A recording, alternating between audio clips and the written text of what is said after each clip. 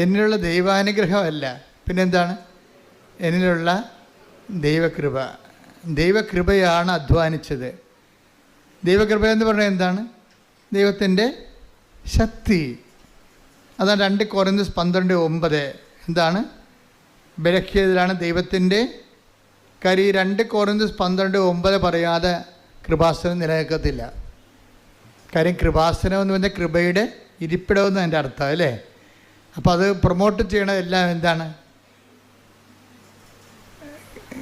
ഗ്രേസാണ് promote ചെയ്യണത്. അപ്പോൾ grace എന്ന് പറഞ്ഞാൽ എന്താണ്?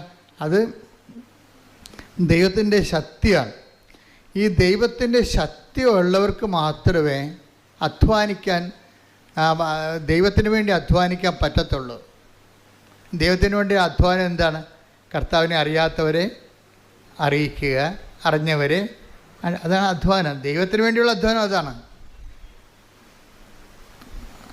ദൈവത്തിന് വേണ്ടിയുള്ള അധ്വാനം ഉള്ളവരെയാണ് ഞാൻ സാധാരണ മധ്യസ്ഥ പ്രാർത്ഥനയൊക്കെ കണ്ടുപിടിക്കുന്നത്.